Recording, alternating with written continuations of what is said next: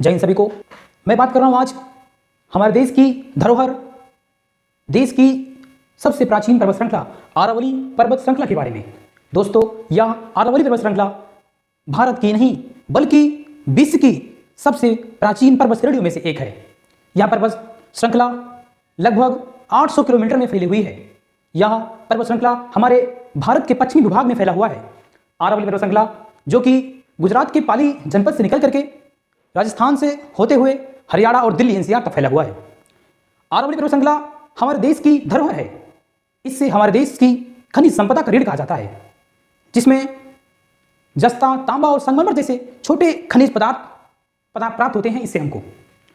दोस्तों, ये पर्वतमाला विश्व की एक ऐसी धरोहर है जो हमें वर्षा जल को संचय करके हमारे देश की जो भूजल है उसकी मात्रा को बढ़ाता है। अरावली पर्वत श्रृंखला जो कि दिल्ली एनसीआर में वायु प्रदूषण और दिल्ली एनसीआर को धूल रहित रखता है। यह पर्वतमाला लगभग इसकी सबसे ऊंची चोटी की बात की जाए तो गुरु शिखर जिसे कहते हैं हम, माउंट आबू, जो लगभग 1722 मीटर तक फैला हुआ है। आज दिल्ली एनसीआर के क्षेत्र में क्या हो रहा है, अरावली पर्वत श्रृंखला के साथ क्या हो रहा है, आप सबको तो इस बात का मालूम ही होगा, जिसको हम समझ सकते हैं कि अरावली पर्वत, अगर अरावली पर्वत नहीं रहेगा तो मनुष्य का जीवन नहीं रहेगा। समझ लो, ये हमें ऑक्सीजन देता है, हमें सांस लेने में सहायता करता है।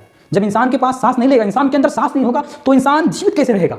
इसलिए इसे बचाना केवल सरकार का नहीं बल्कि हमारी और आप सबकी यह नैतिक और सामूहिक जिम्मेदारी है। आइए मिलकर के सशक्त बने और इस अरावली पर्वत को बचाएं, क्योंकि हमारे देश की धरोहर नहीं बल्कि हमारे जीवन के आधार है। न तेरा है न मेरा है, ये हिंदुस्तान सबका है, नहीं समझी गई जो बात तो नुकसान सबका है, जो इसमें मिल गई नदियां वो दिखलाई नहीं देती, महासागर बनाने में मगर एहसान सबका है।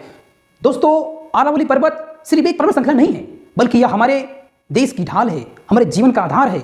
इसी के साथ दोस्तों, यदि अरावली बचेगा तो हमारा और आपका भविष्य बचेगा। आइए मिलकर के हम इस अरावली पर्वत को बचाएं। जय हिंद, जय भारत साथियों। कांटे बोते हैं जो कांटे तुम बोने दो, हम है कर्मठ प्राणी, हम है कर्मठ प्राणी, इतिहास बदल देंगे, हम वक्त बदल देंगे।